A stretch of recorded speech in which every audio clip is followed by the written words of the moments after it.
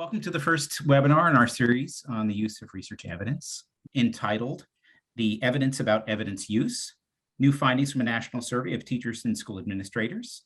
I'm Henry May. I'm the director of the Center for Research Use in Education, along with Liz Farley-Ripple and other colleagues here today from the University of Delaware.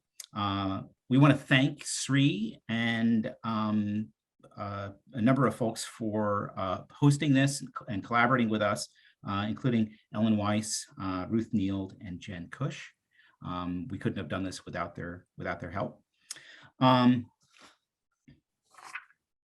So a little bit about our CRUE study, our Center for Research Use in Education, also known as R4S, which stands for Research for Schools, and the website for that is researchforschools.org, with the 4 being the number 4.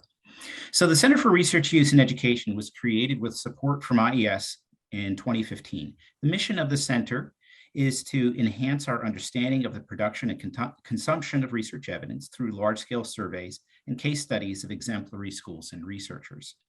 We currently in our final year of IES funding, and there's a lot more that will be coming out of our center beyond what we'll present here, but our focus today will be on 4 big picture findings in order to encourage discussion and brainstorming about implications, what educators, policymakers, and practitioners might do to enhance connections between research and practice. So next, we're going to provide just a brief overview of our study and methods, and those of you that would like more details about our survey and case study methods can download our technical and research reports to be published on our website.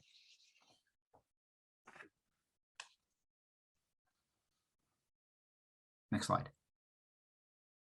So the main survey in our study is called the Survey of Evidence in Education for School-Based Practitioners, or CS for short. It was completed by a sample of nearly 5,000 educators from 155 schools nationwide. Respondents included school administrators, teachers, coaches, interventionists, and anyone else with responsibility for delivering or supervising instruction in participating schools.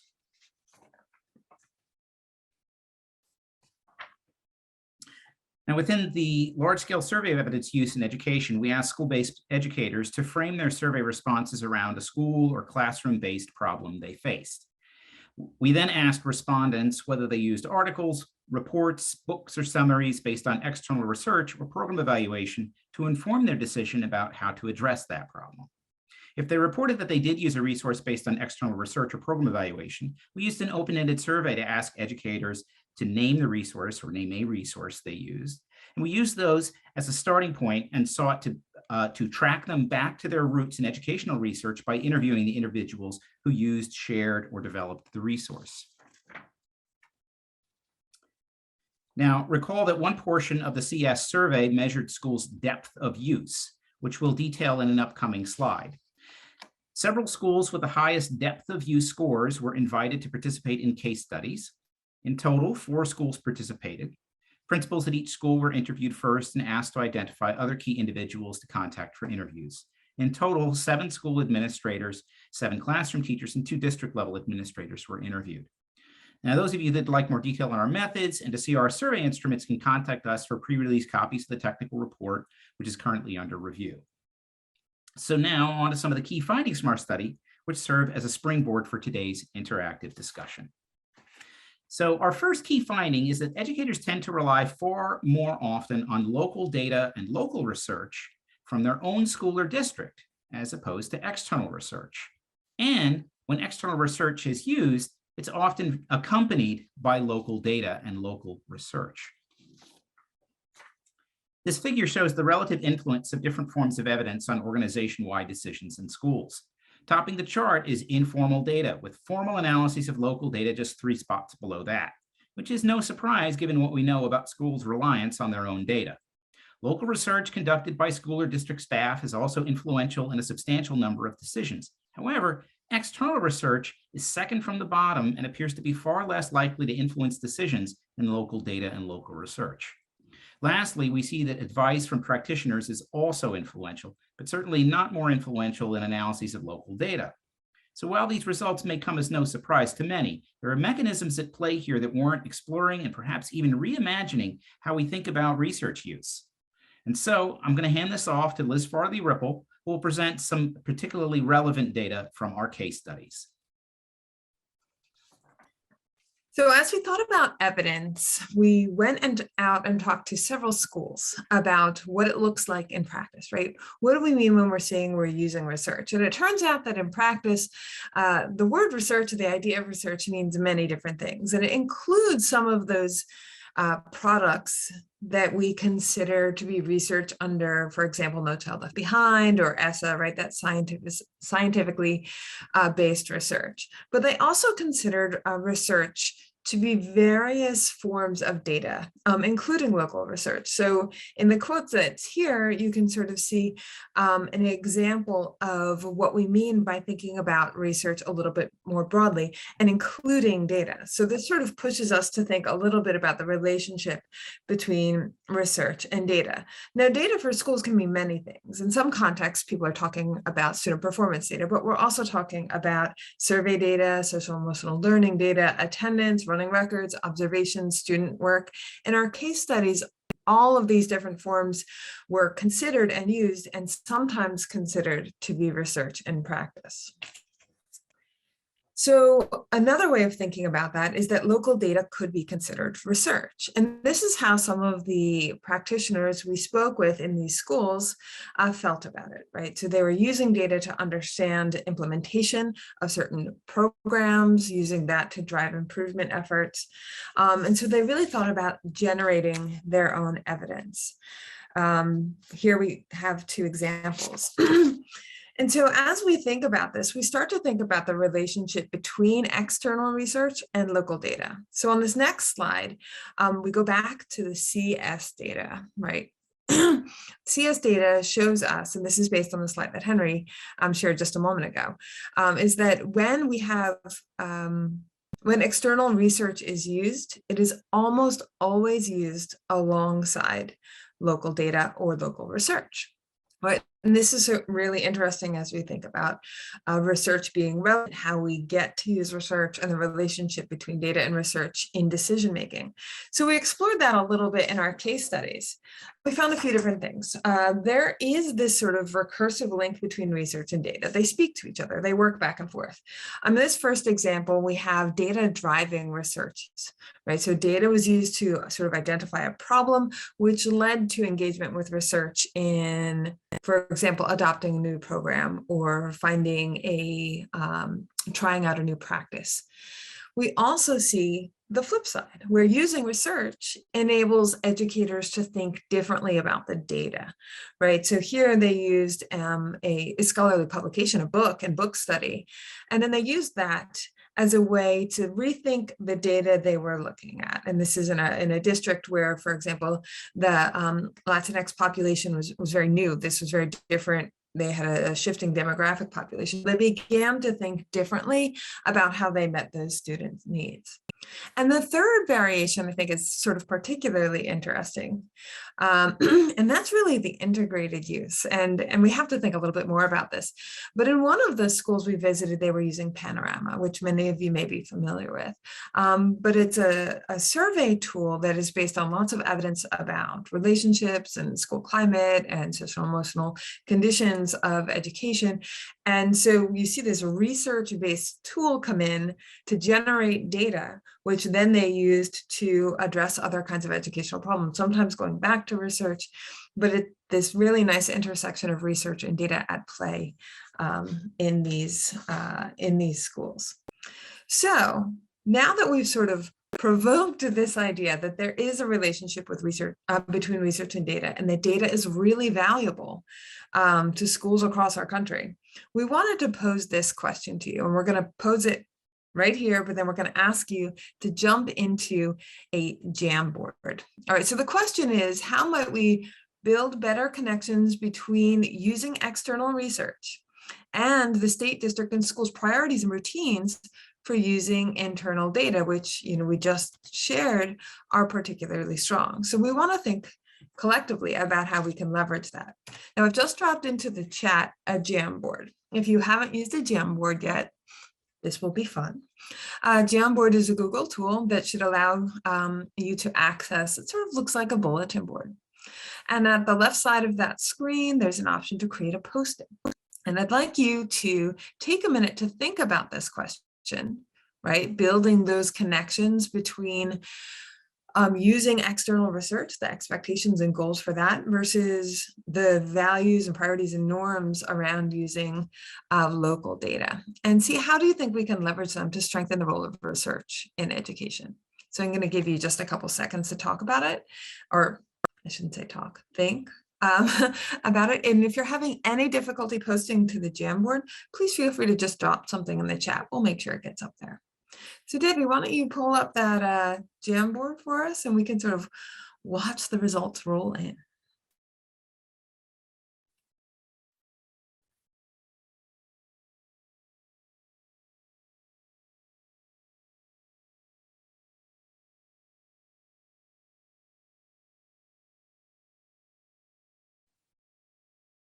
Like we need an adventuresome person to start us off. It always does take a couple seconds. And we did forewarn you that this was going to be interactive. So I'm good with wait time. Thank you.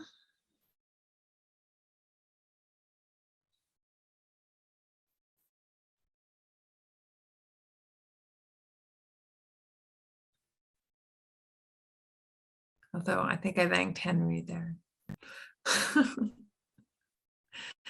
Research practice partners.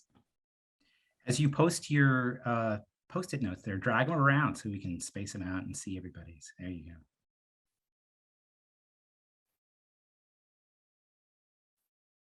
go. I think that's a great point about seeing research from states or schools similar to yours. And that's something we're going to revisit later in this series. A data coach. But I will add that we did see coaches as a really important broker that often engaged educators in using data, but was also bringing external research in. So that's a great point. Mm-hmm.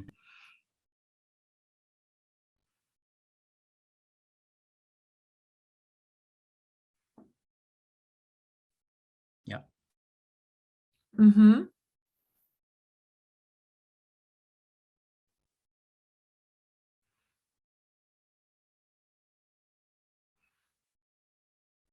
Workshops, building relationships, train teachers to think with data. So one other interesting thing that we found in our data is that, you know, I mean, educators are just swimming in data, right?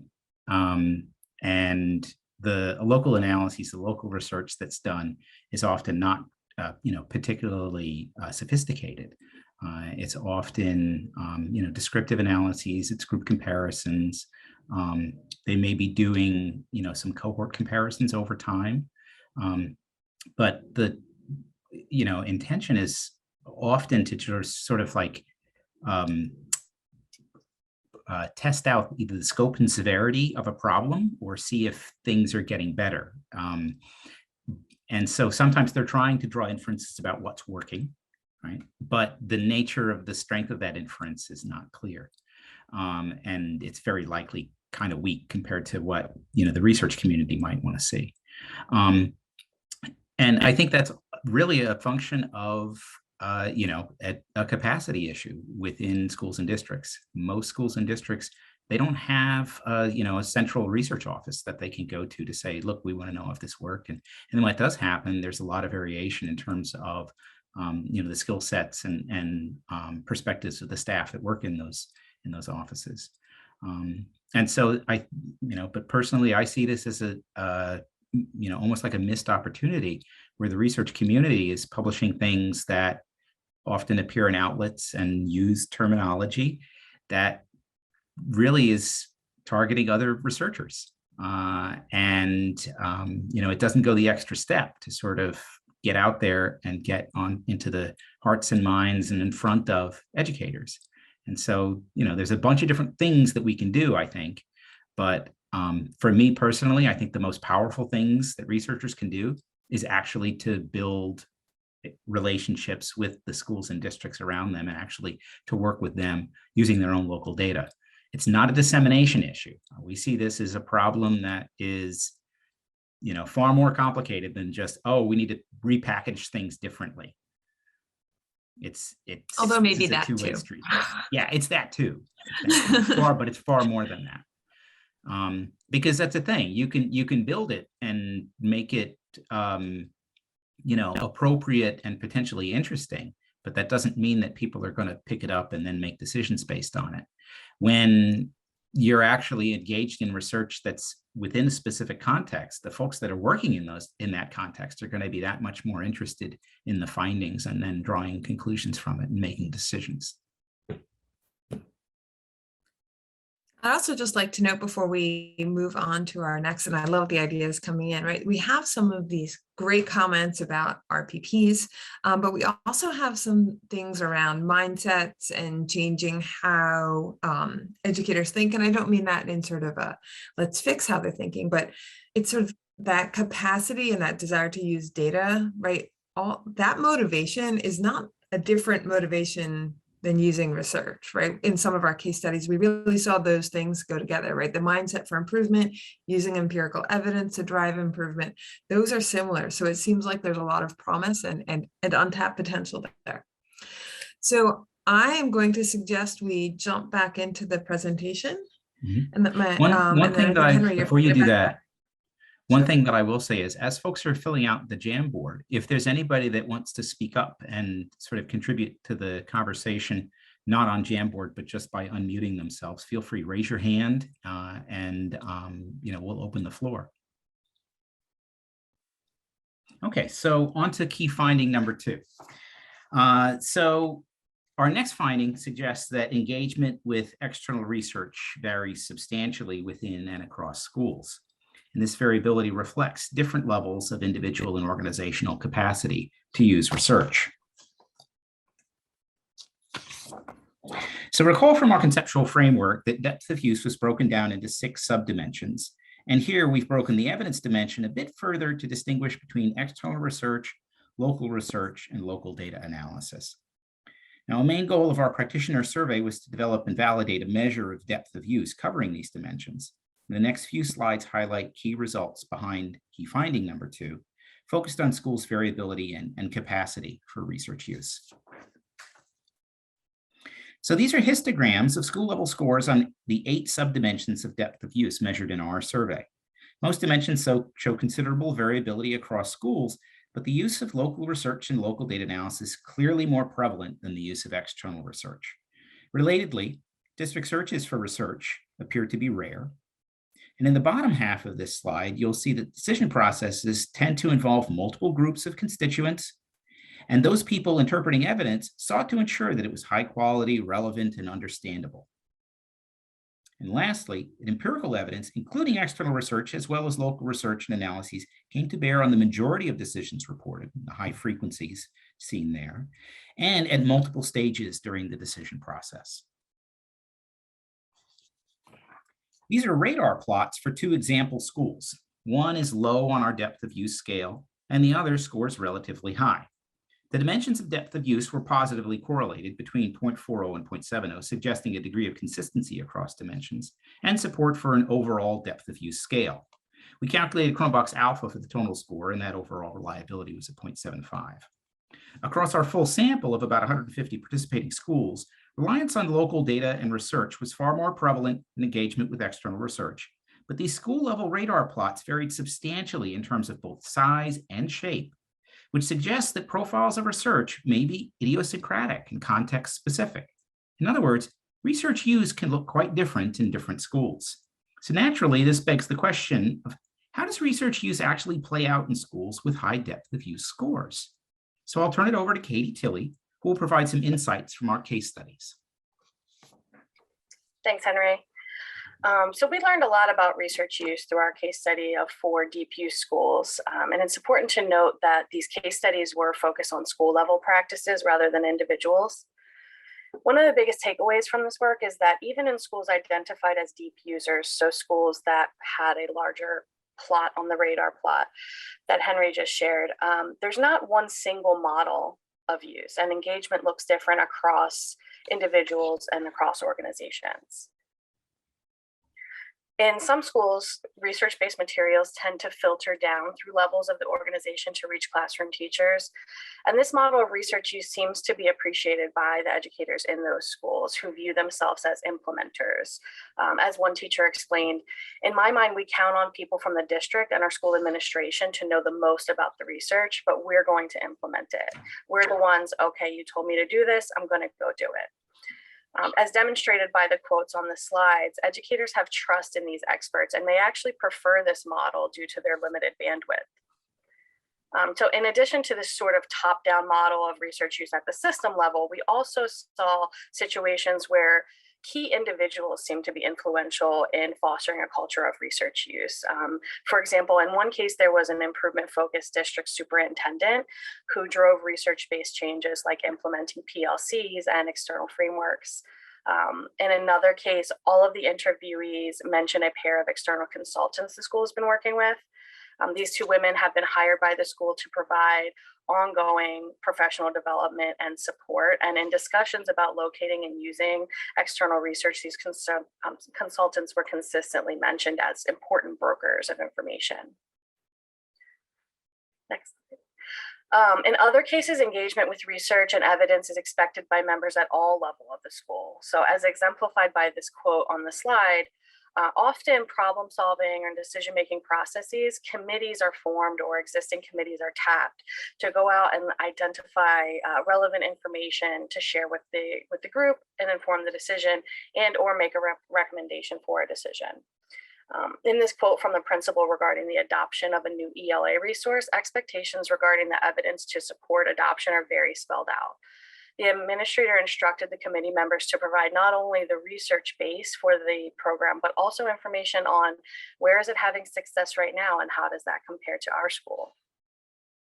In addition to these sorts of formalized processes for engaging with research through decision-making, some cases also provided descriptions of independent engagement with research by educators. For example, one school ended up engaging in a book study based on a book that a teacher brought forward and recommended. In another school, a group of kindergarten teachers came together to approach their principal with research on the importance of play and asked for more recess time for their students. So these things make it clear that capacity to engage with research evidence is a function of both organizational and individual factors.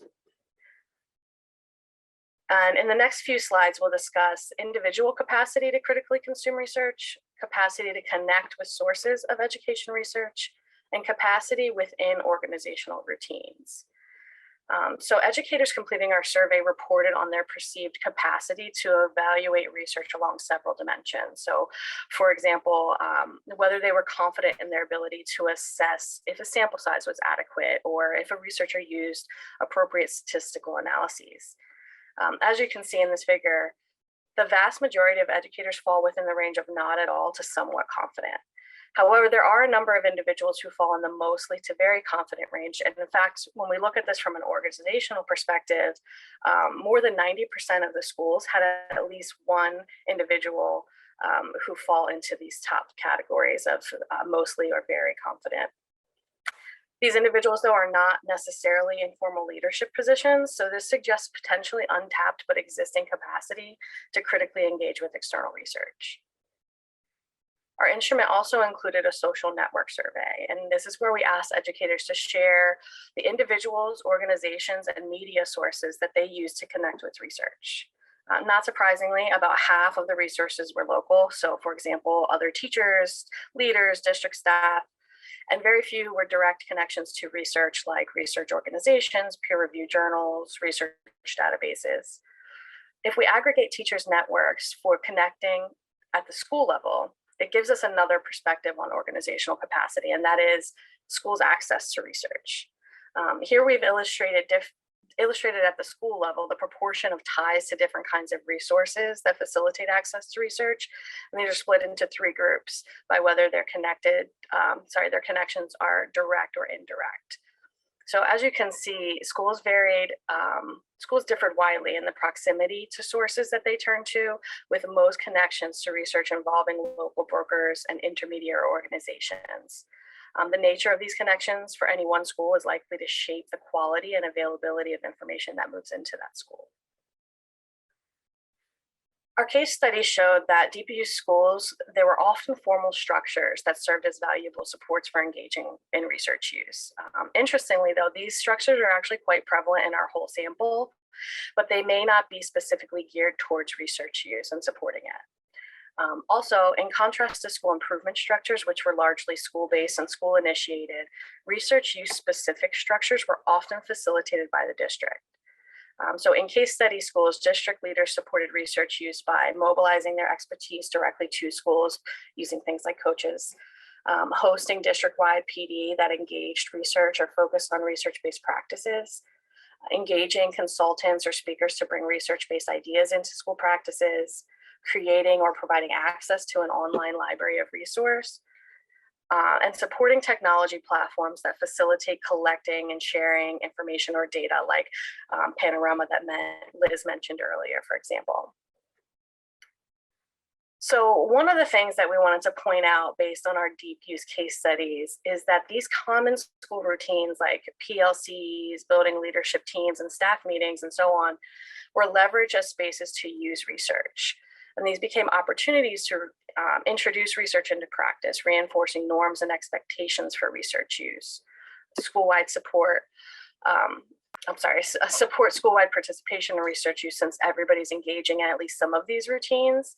And it has the effect of creating designated time for using research. Not all schools use routines in this way, but most schools have these routines and therefore potentially unrealized opportunity for them to support engagement with research. And so now we're going to move on to our second set of discussion questions and engage in the same activity on the Jamboard, which Liz will post in the chat. But we have two questions for you here, which, how can researchers, policymakers, and professional organizations work together to leverage schools and districts' unrealized capacity to engage with research? And how can they work together to ensure more equitable capacity? So again, the Jamboard is in the chat, and we'll give people just a few moments to make some notes. And again, as Henry mentioned last time, if you want to chime in verbally, that's fine as well.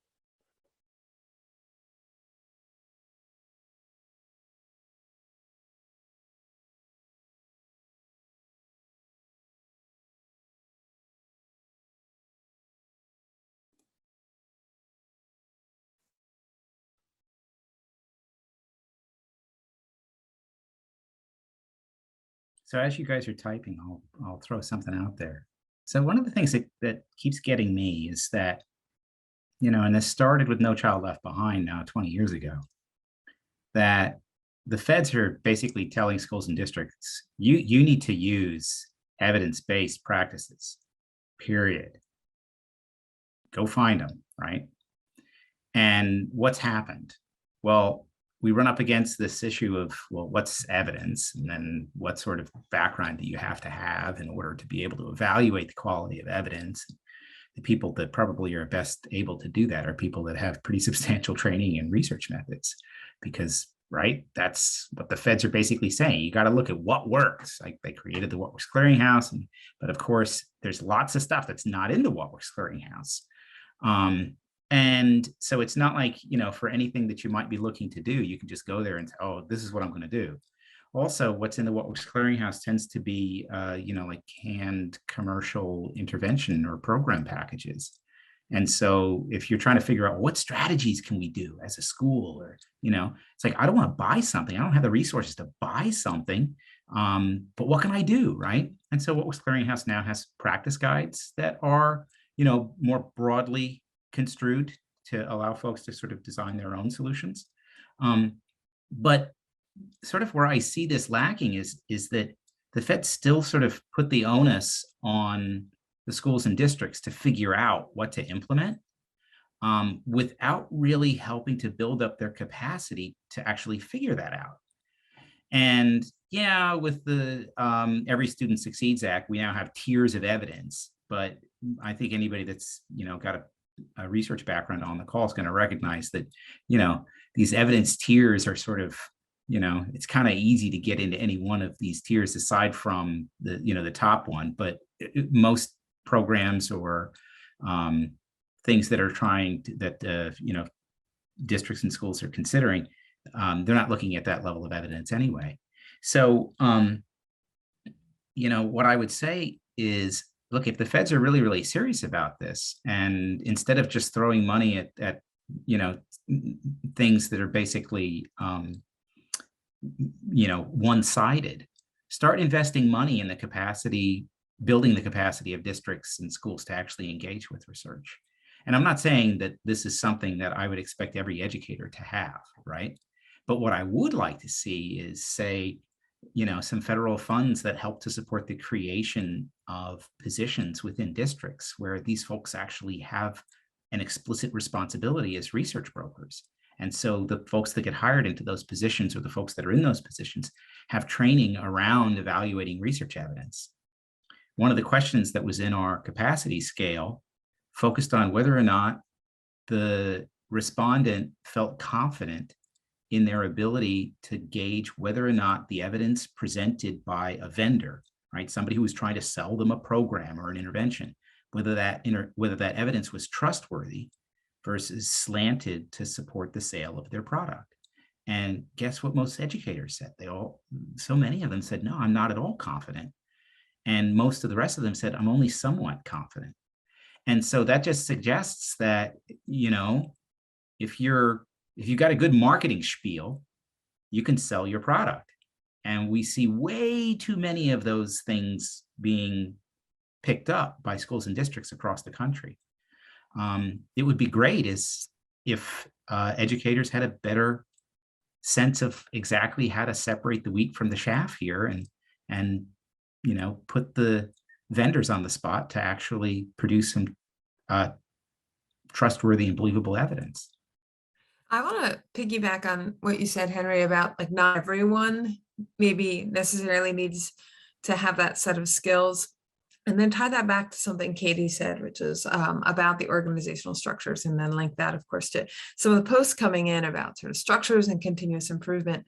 Right, is one of the things we saw in these case study schools is that the organizational structures in which evidence was considered and used, whether that was research or data, became sites like of wide participation, right? Because everyone's participating in a PLC sometime, half the school has been on the leadership team another time. And so the more we can think about ways to use these existing structures, the more educators become involved in this, the more it changes how the mindsets about using evidence. And then in those spaces, right, evidence use isn't an individual act, right? Like for most schools and most improvement processes, educators come together and they're talking about it, right? So having someone who can interpret, the internal validity of a study, of the evidence that a vendor is trying to sell, is really useful. But it doesn't need to be 20 people that we have to build that skill set in. It can be one or two, right, that are involved in those collaborative processes and those decision-making processes. So these are some of the ways I think we need to think creatively about what that capacity looks like. It is both an individual capacity, maybe at a smaller scale, but an organizational capacity or collective capacity when we're thinking about schools and districts, right? And I love these ideas, right? Data conversations, trust, boundaries, right? All of these are really relevant to that kind of capacity. I noticed that somebody also mentioned specifically the RELs, and that is one of the missions of the RELs. The big issue with the RELs is, there's only 15 of them, and so the number of the number of districts and or schools that they can work closely with is limited. They have a limited capacity, and the number of topics that they can tackle at any given point in time is also limited. So, I love the model. I love the REL model. But at the same time, it's not something that's easily scaled unless you create little mini RELs all over the place. And I guess that's sort of what I'm getting at. If we are able to increase capacity within individual school districts, they almost become like their own RELs, where they have their go-to person for how do I understand research evidence? Or when we need research evidence around something, they've got somebody there on staff that's responsible for sort of digging up the evidence and also has the capacity to evaluate it with a critical lens. I think that's exactly how they function. Well, Does that sound about right? No, I mean, how schools, right? Like these Yes. deep use schools that we visited, Yeah. right? Like But the- that's how they function. yes. Yeah. But not every school has somebody that has that capacity, or if they do have somebody that has that capacity, they may not be in a formal role where that capacity is leveraged across the entire organization. They're just doing it for themselves in their own classroom. Which is a great segue to our brokers conversation. Perfect timing.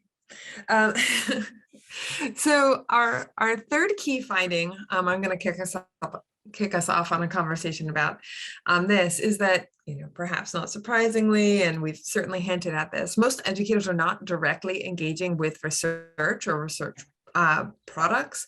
Their engagement is usually mediated by a wide range of people that are serving as brokers, whether they be individuals or organizations.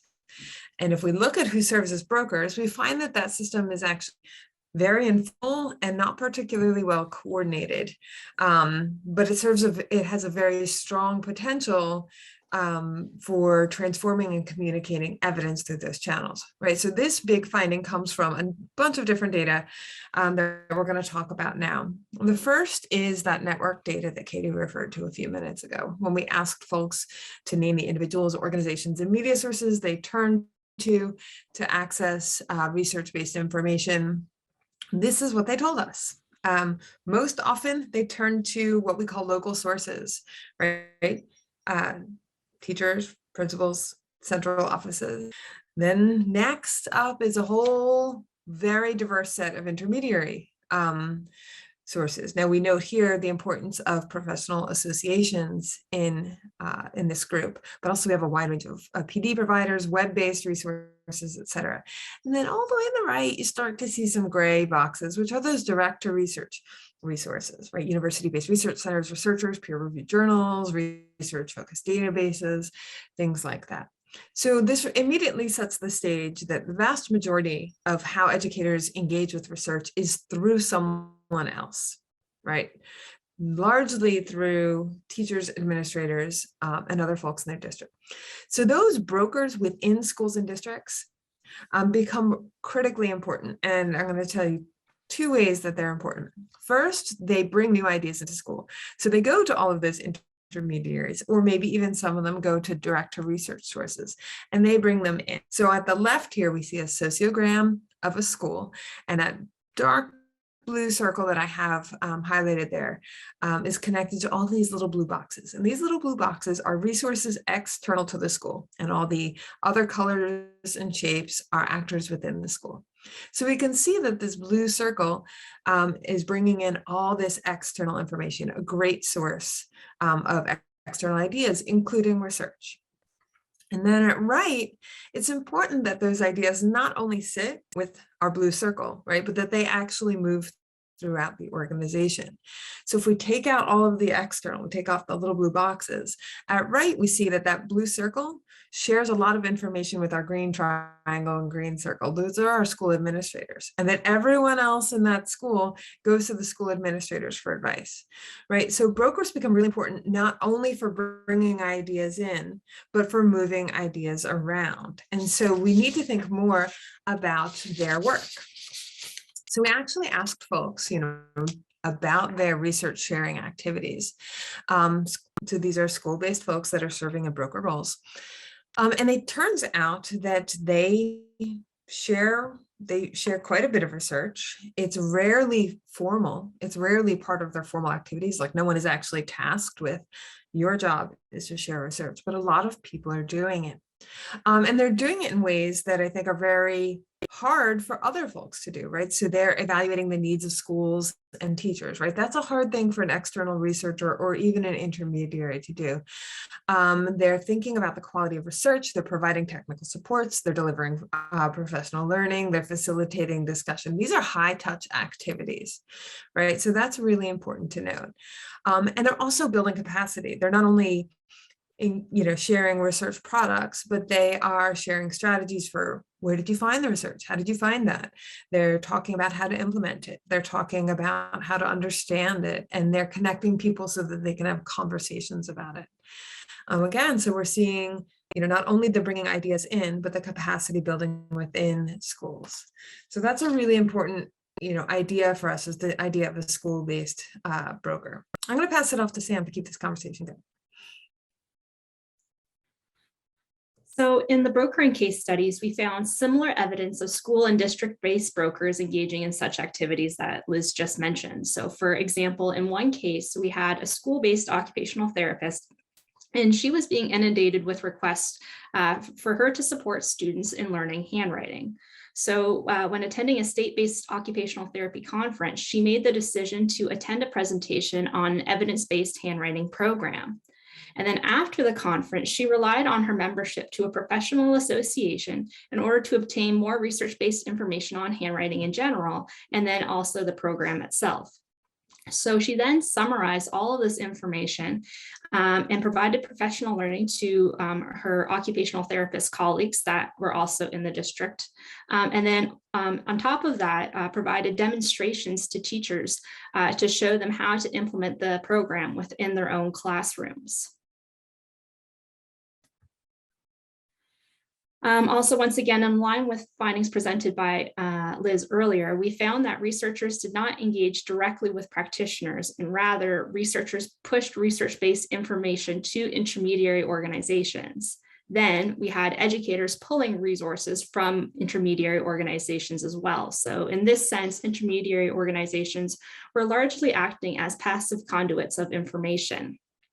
Similarly, we found limited evidence of strategic coordination among intermediary organizations to mobilize research.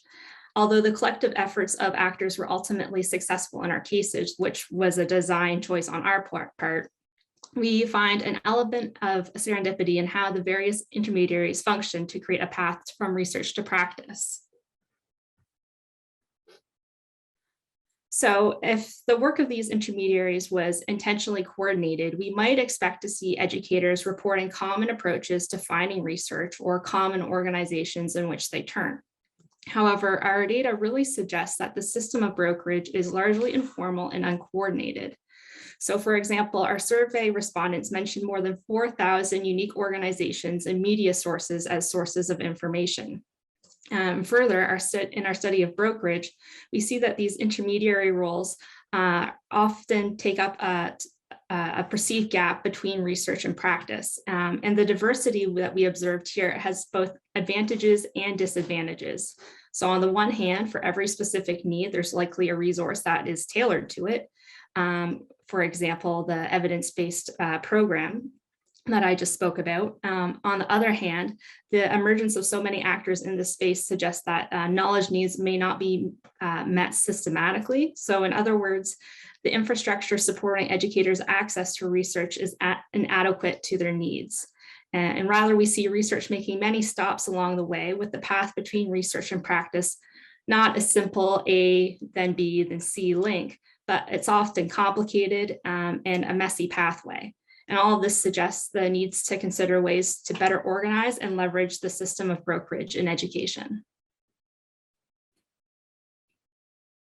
So our next discussion question for the group is, how can we formalize the role of, systematically engage with, and support those intermediaries and other brokers best positioned to link research and practice? And if you could skip once again to the Jamboard, go to page 3, and we'll meet you all there. So this is my favorite one to talk about because I really think it's an area where we haven't paid a lot of attention over the last 30 or 40 years, right? I think we've thought about building capacity of practitioners. I think we've thought about changing the practices of researchers, but I don't think there's been any real strategic movement in how we think about those thousands of organizations that contribute to how education is practiced in this country. And I think there's a real opportunity to think about that. How do we understand them? How do we support ones that are doing, effective in linking research and practice. How do we, build their capacity? How do we help them work together, right? Because one of the challenges is in one of the diagrams Samantha shared is that the path, like we traced the research backwards, right? And the path kind of went like this, and none of the intermediaries were really in touch with each other, right? It wasn't an intentional path. So I think there's a great deal of opportunity to think about intention. And I think on the prior Jamboard, there was a post about something to the effect of researchers being more strategic or coordinated in trying to, you don't have to go back to it, Debbie, in trying to think about mobilizing their work. And I think that that's exactly right? So one of the implications here, I think, is that researchers can be strategic in working with some of these influential intermediaries.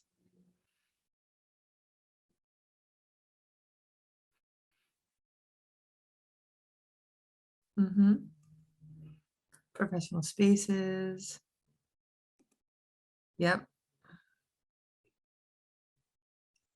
So here's a little Professional anecdote. community. So our Knowledge Utilization Center is a second research and development center funded by IES. The first was led by Cynthia Coburn and Bill Penwell. And when we first started this work several years ago, I had an opportunity to just ask Bill,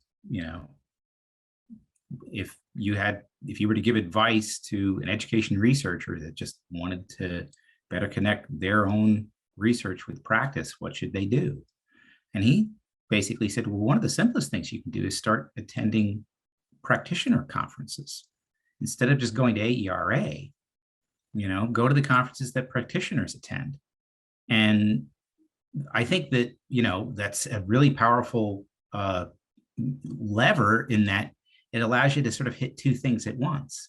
It allows you to meet the practitioners, right? So it extends your professional network.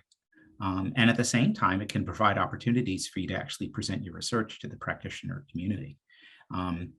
And so a lot of what we've seen in terms of strong connections between research and practice, and this is pretty common in what we call research practice partnerships. It's a lot more than just, research being relevant to a particular decision and being available and accessible. It's also about the relationships between the individuals that are in these two communities that helps to promote the flow of information. And so it's about, whether or not people in the research community, whether we can actually do better jobs as brokers ourselves, because it's not like there's, anybody can be a broker, right? You just have to sort of engage in brokerage activities.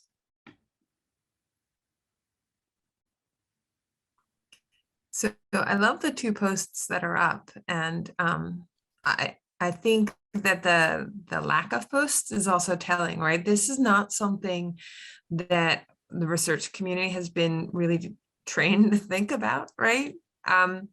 And so I am pleased to say that one of our later workshops in this series is going to think about this more formally, and we're going to have some leaders from intermediary associations and some scholars that have been working with them join us to talk a little bit more about what that could look like and what opportunities exist for more formal collaboration. Oh, see, I knew if I, guilted folks into it, we might get a couple more posts.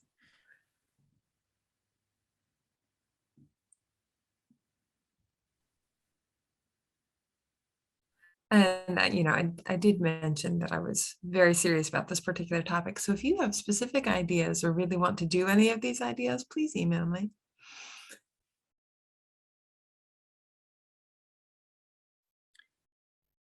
The other thing that I'll point out is that in the conversations that we had with educators and in their survey responses, what's really clear is that they're hungry for evidence. Like they really want to know, like, what can research tell me about this, right? And so it really is a shame when those opportunities are missed, right? It's way too often that, the research and practice communities are almost like ships passing in the night. we've had sort of a recent resurgence in the reading wars, which I've sort of inadvertently ended up in recently. But, it's sort of ironic how we've got these, body of research in early literacy instruction that spans now, 3-4 decades. And it's just coming to light now that that the majority of the most popular reading curricula out there probably do not place nearly enough emphasis on these particular strategies. And so educators are ticked now. Last year there was one superintendent that was posting and basically pointing a finger at a prominent researcher and developer of a particular reading program and saying, what are you going to do about the millions of kids that have been failed by this program and are not reading at the levels where they could have been, and the amount of money that's been wasted. And so, we've got to make sure that those sort of situations don't happen, because it's a shame when the two communities don't communicate.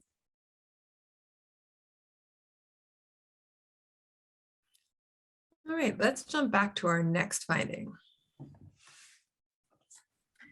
So I'm going to kick off this discussion about our fourth key finding, which is that when school-based educators do engage with external research, they tend not to engage with traditional research products, but with products that are specifically intended for and targeted to practitioners.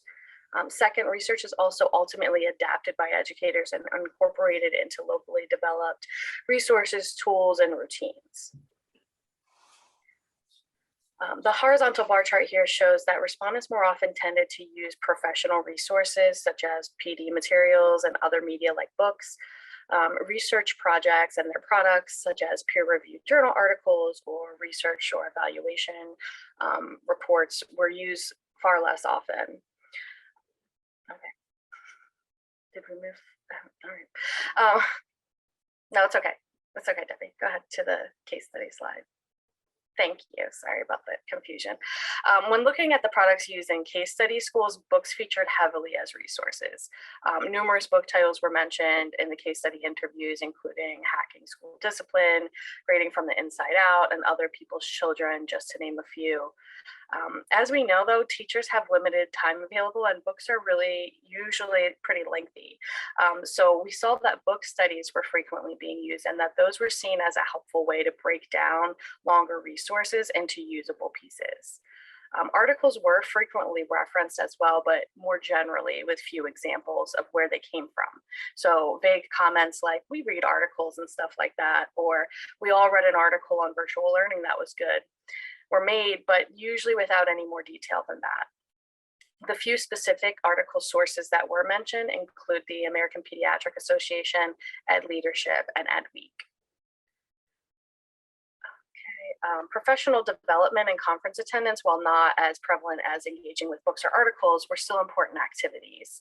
So for example, in decision-making processes surrounding the adoption of a new ELA curriculum, after committee members narrowed down the options, a group of teachers went to a week-long training to learn more about the program of interest. And as one educator explained, the reason for this is that we wanted to experience it firsthand, not only from a trainer, but watching it in action in another school was, I think, the thing that made us decide, yes, sure, this is what we want.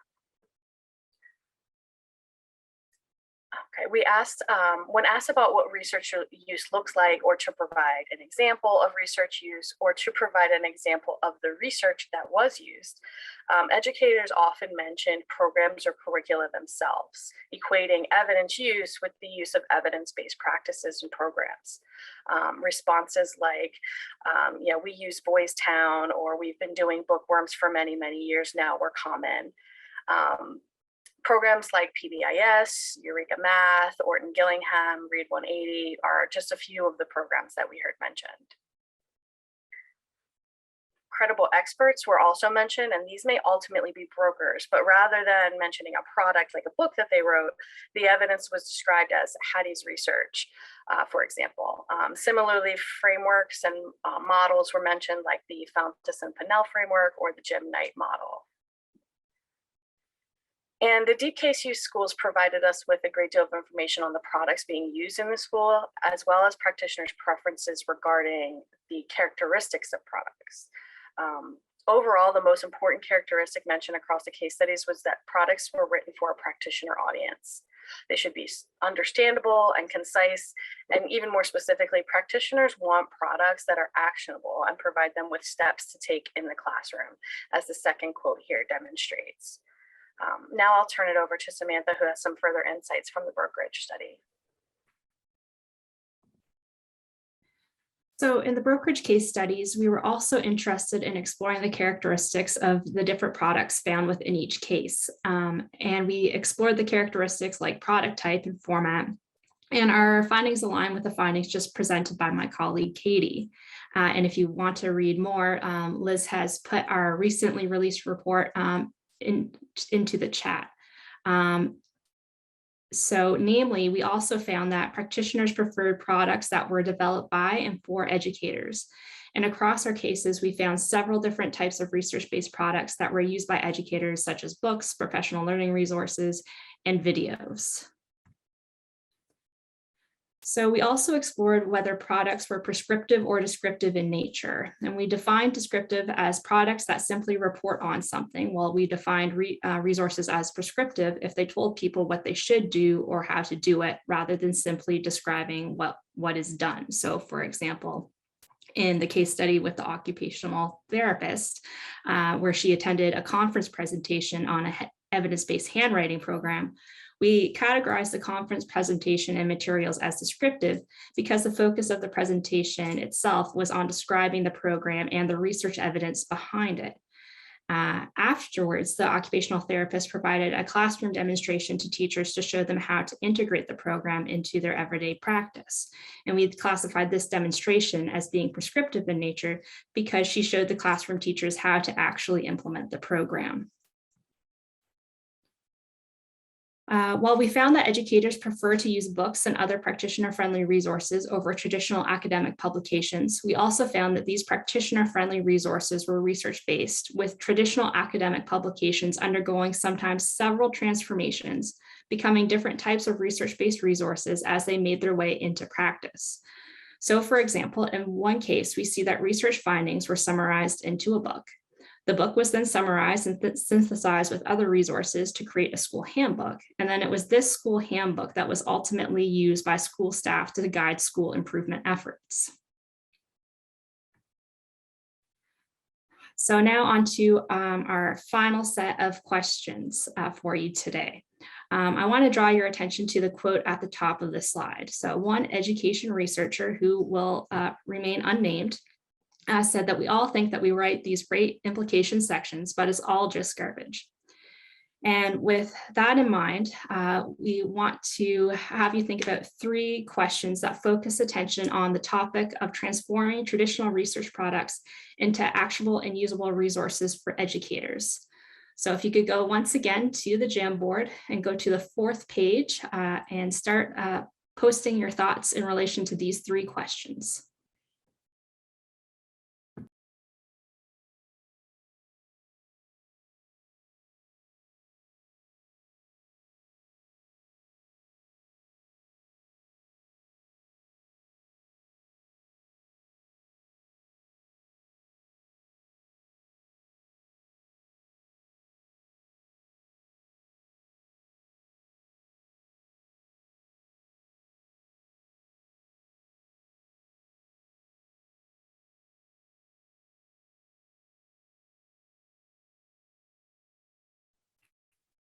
Quiet in the room. Now, this one I'm reasonably confident folks in the room have some ideas.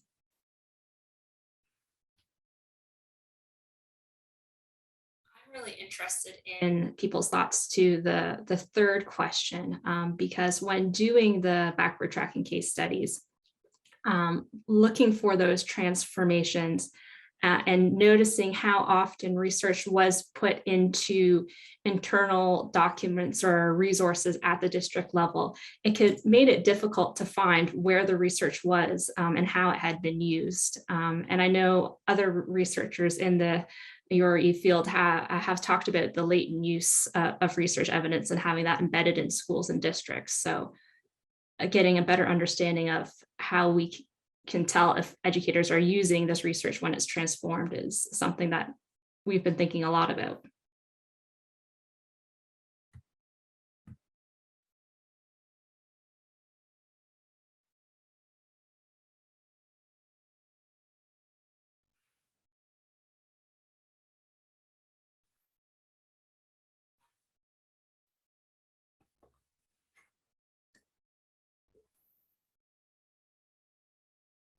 I want to draw attention to the one that for research to be actionable, the research question has to come from the communities most impacted. I mean, I think that's really, really important. You know, there's been a long history of research driving the knowledge base, right, and the interests of researchers and others that in that space. And so we often wonder why, you know, even if we found out something very interesting, very important, very useful, right, if it doesn't come from the people who are impacted, who will use it, who stand to lose or stand to gain from the implementation of the research, then there's perhaps a disconnect or a problem. And I think that also speaks to larger conversation of democratizing evidence and how we think about how evidence is produced and consumed and how we can engage others in its construction. So thank you for putting that out there.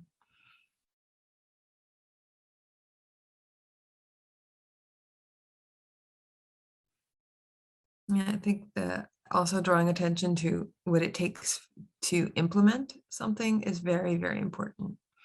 I know I myself, right, this is a great reflection question as a researcher. What have I written in the implication section of my papers? And I'm fairly certain that an educator couldn't pick up anything I've written and go change their practice, right? That would be, you know, pretty big assumption. And so what would it mean for me to take my research and make it actionable? Depends on the research, obviously, but it's a good thing to be thinking about.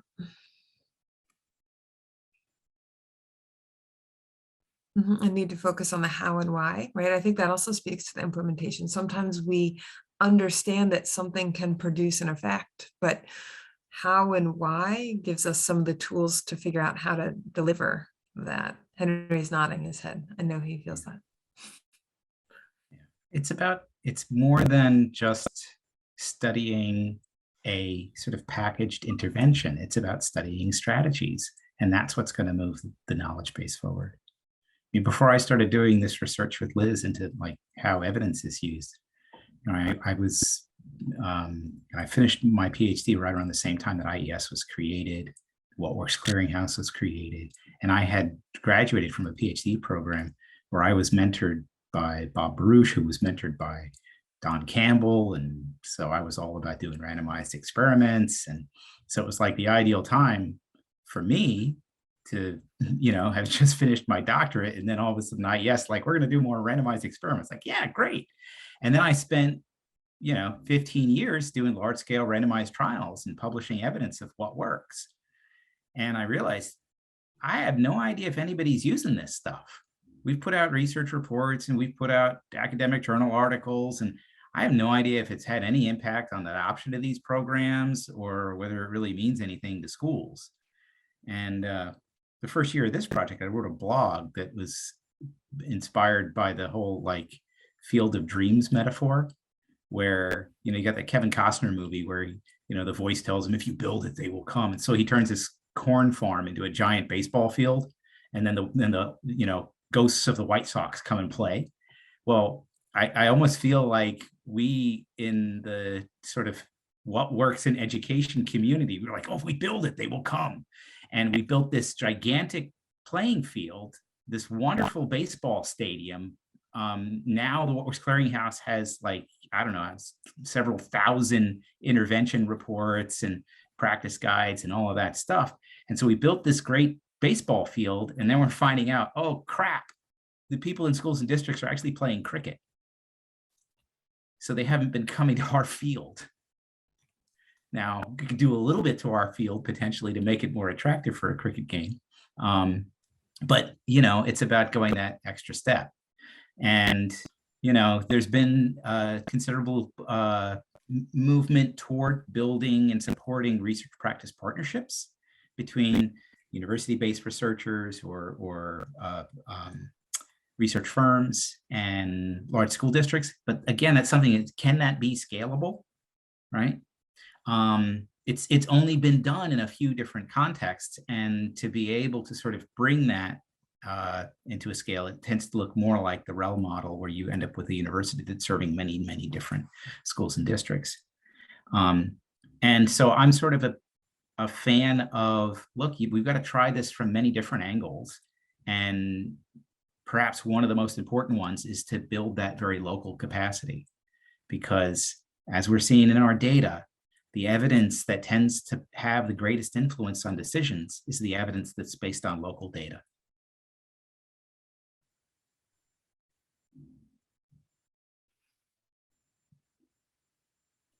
So I think there's some great posts coming in. I love the kind of engagement that folks are suggesting between researchers and practitioners.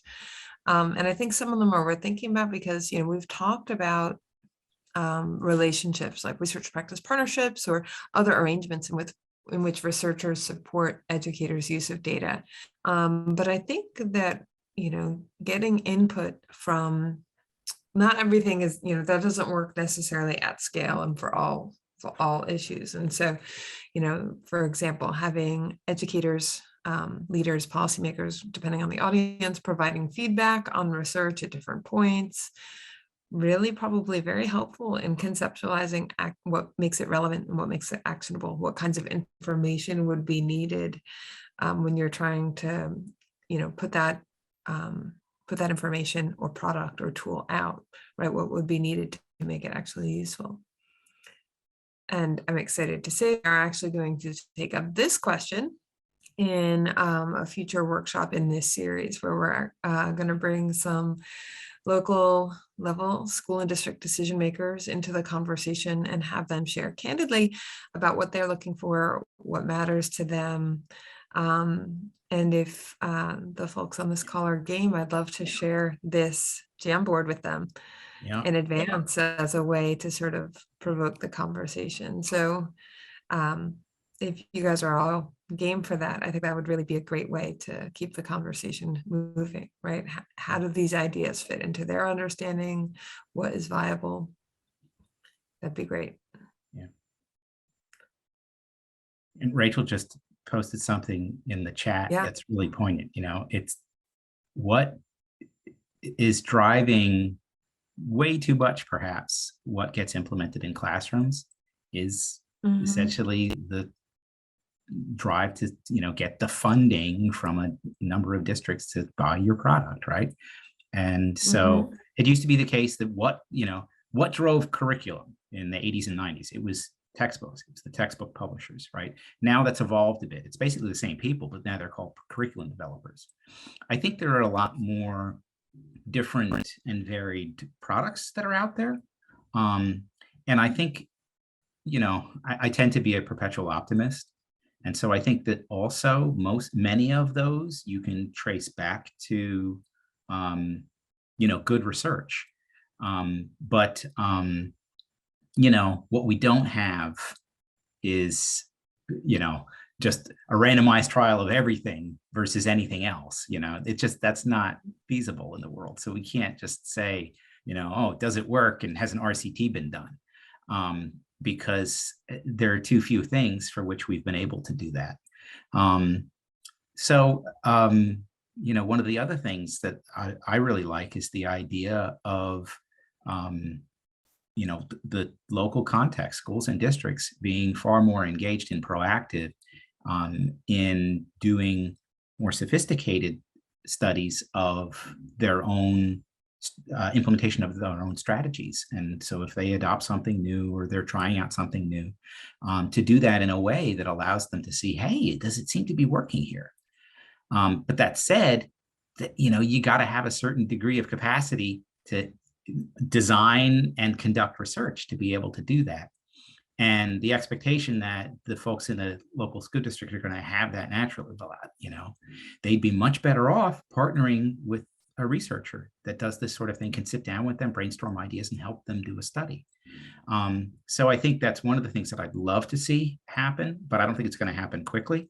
And that is to, again, see the research community and the practice community work in much greater and just a natural collaboration to be innovative and test those innovations. And it's going to take a sort of shift in the way that schools and districts think about the implementation of strategies, and to embrace the idea that, hey, we should be doing these sort of evaluation studies as we're trying new things so we can constantly improve what we're doing. But that's going to take a wholesale shift in sort of the approach to decision-making and implementation. Typically, when a district decides to do something, it's something that is sort of everybody's expected to do it, right? We're doing an in-service day or a workshop, and then everybody's going to do this new thing. Or it's an individual teacher or a small group of teachers that says, hey, we're going to try out this thing. But it's not done in a way where they can actually say anything about, with any, strong causality about whether or not it worked.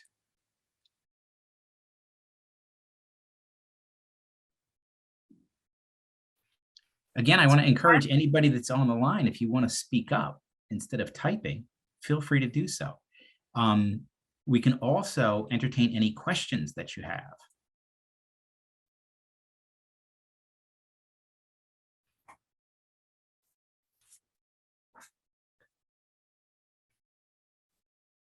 So let's open up that conversation. I kind of wanted to piggyback on Rachel's comment too, right? So the massive for-profit business surrounding education tools, because I think in the prior Jamboard, where we were thinking about ways to engage and leverage the intermediary space, right? They're very influential. We don't have to go back, Debbie, but right, that's one of the things to think about, right?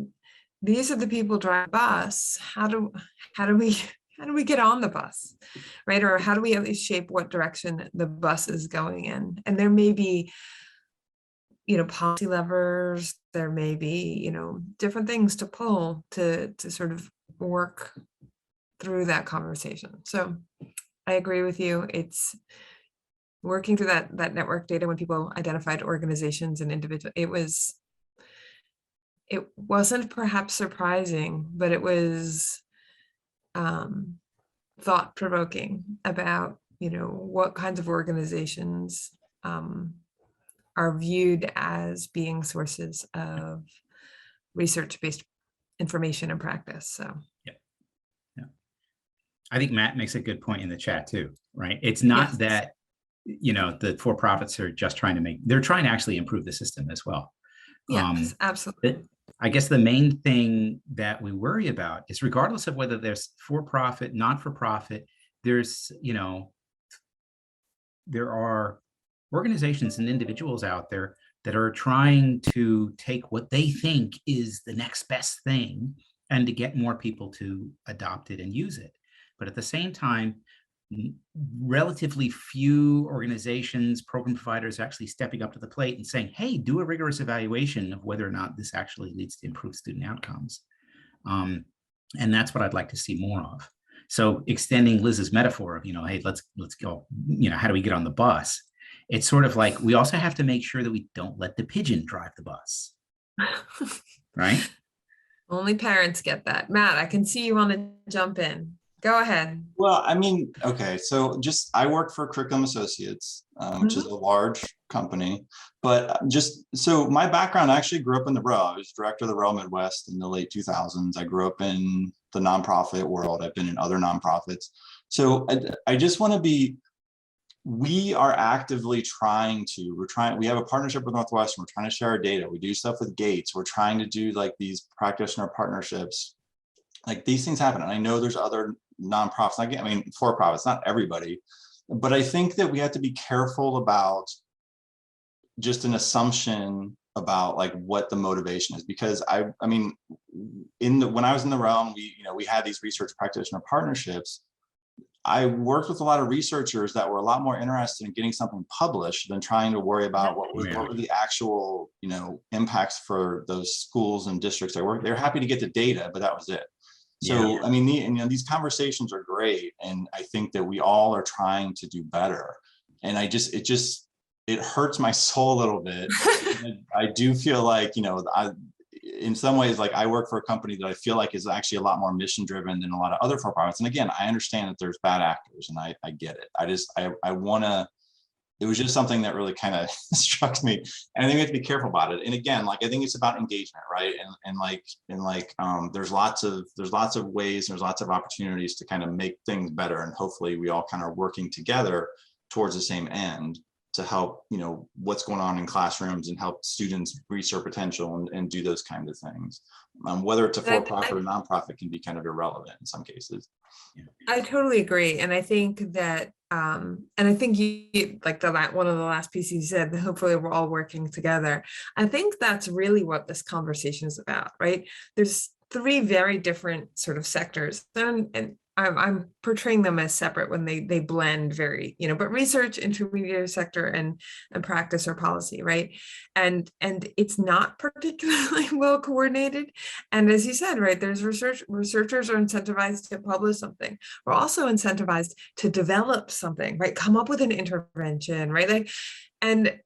Our colleague Fiona Hollins up in at Columbia, we've had lots of conversations about this, right? We spend a lot of time developing new things to address problems, and we rarely look at what programs, what practices, what curricula, what strategies are already used in schools and help schools and districts understand what's working, right? So the incentives that drive how, researchers work with your organization, Matt, is really complicated. And I think we need to do a lot of work in thinking about how we make that relationship a better one, and one that, rows in the same direction. Yeah.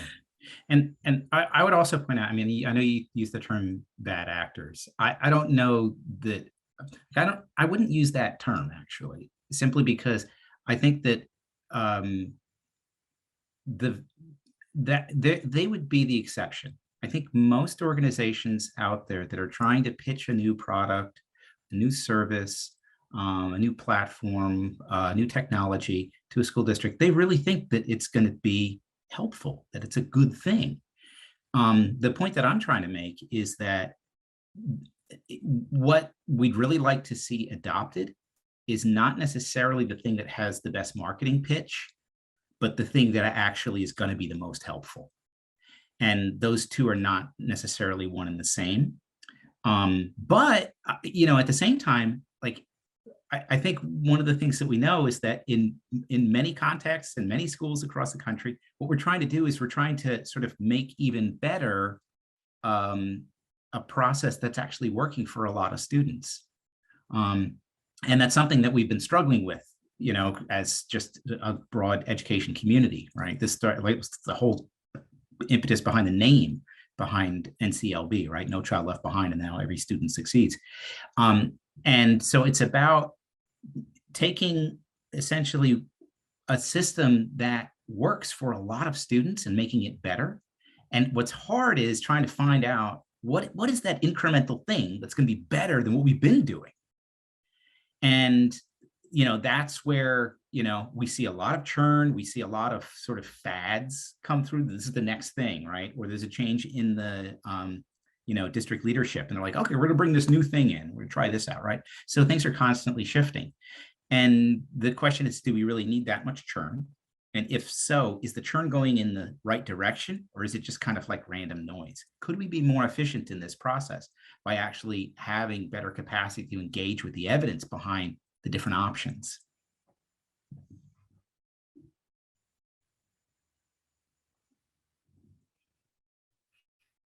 as you can see, this is a rich conversation that we should really, really, really keep having. And I hope that, we can continue to have it online or offline. We do have a few minutes left, so if anyone else has any final questions or comments, we do want to share also that our series will continue. This is not our last chance to talk. In fact, Mac, maybe you're available tomorrow at noon. And anyone else that is interested in having this conversation, Henry and I are going to be online for one of Sri's Ask Me Anything sessions, which I hope after today we'll, have lots of great things to talk about. We're also going to follow up with 3 additional workshops in the next few weeks. The first one is going to be led by our esteemed colleague, Samantha here, who shared work on our broker project. She's going to be talking a bit about knowledge mobilization and what it looks like. We're going to jump from there to talking about actionability and compatibility, to of those criteria that came out of our case studies that were the fodder for our jam board. That's when we're going to have some local decision makers share candidly their experiences and what they need from the research community. And then on June 16th, we're going to have a session focused on working with that intermediary sector and what that would look like. So I think we have some great conversations ahead of us. Any other comments or questions? How about from my team? Well, one of the things I'll point out is, in our next sessions, we're not going to be the primary presenters. There's going to be a lot of other folks that you can hear from. You can hear from researchers and the strategies that they've used to mobilize, the knowledge gained from their research. And you'll hear from people within the education community about how they've connected with research and with researchers. But also, a bigger picture about just knowledge mobilization, broadly speaking, because the education sector and education research sector, we aren't the first to struggle with this, right? And so there's a lot to be learned from other arenas.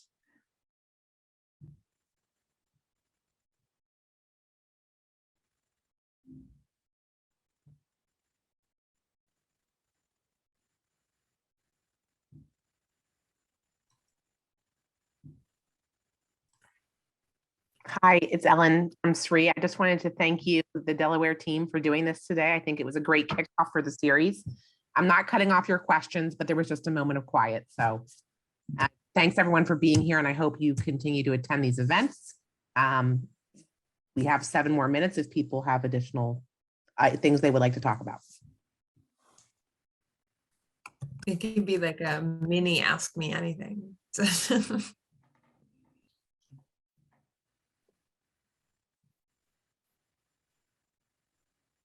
And this is Rachel. About those Ask Me Anything, I missed something. I was being distracted.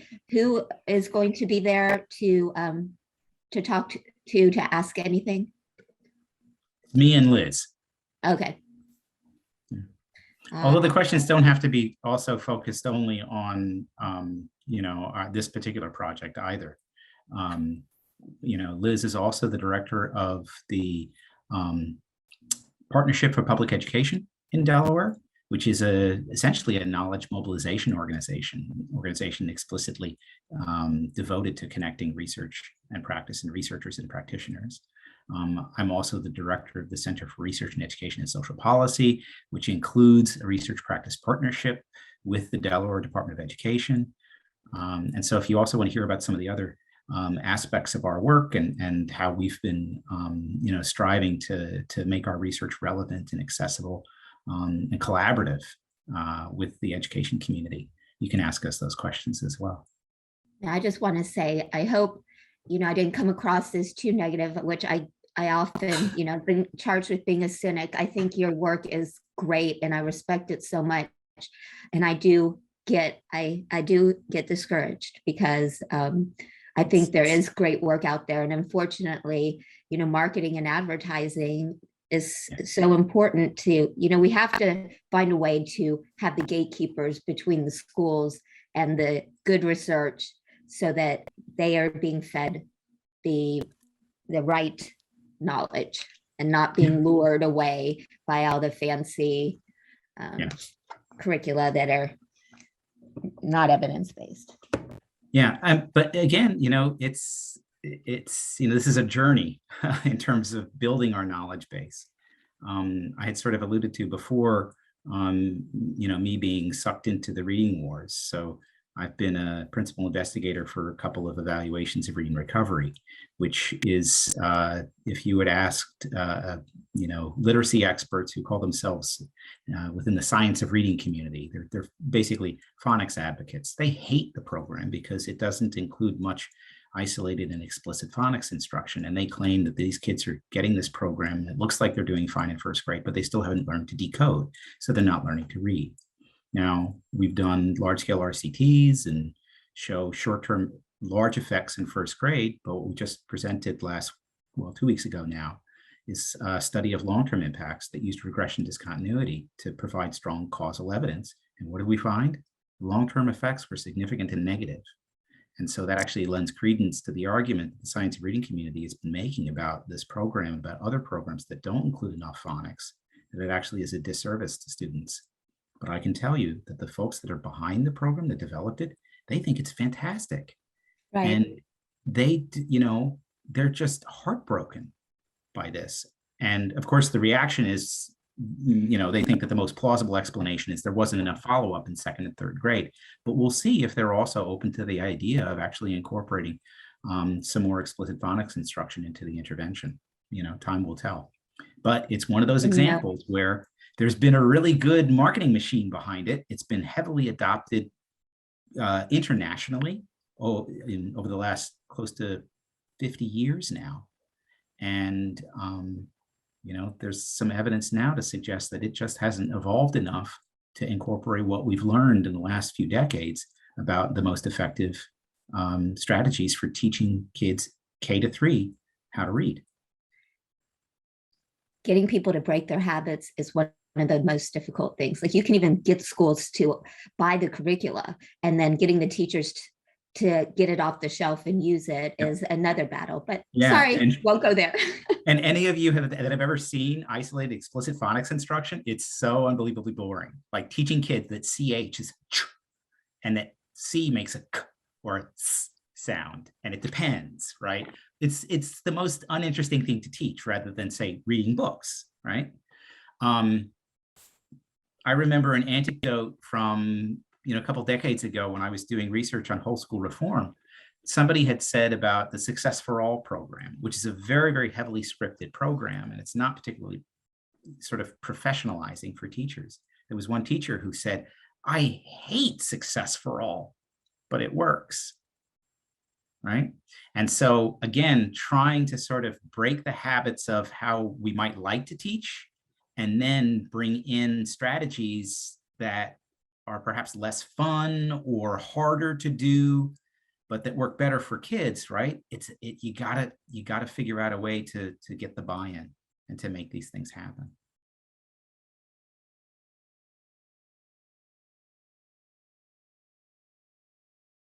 All right. Well, we're coming on 3:30. So who wants to close us out? Liz, I kicked it off. Do you want to close us out?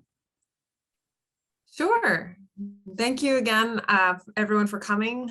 You can reach us at researchforschools.org. You can reach us at CRUE-info@udel.edu. Certainly, you guys could Google any of us and get our emails. I'm literally the only Farley-Ripple in the world. There are a couple Henry Mays. They're not the Henry May, but there are a few Henry Mays. Most of the other ones are dead. They won't have an email address. Okay. Well, that there you go. And we just really appreciate you being here. We hope you come back for the rest of this conversation over the next few sessions. And if you can't be part of it, we're happy to, follow up and share those resources, share those findings, share the conversation with you in another way. But it's been really great to have folks to engage with on this. So thank you for being here, and we look forward to seeing you soon. Thanks, everybody.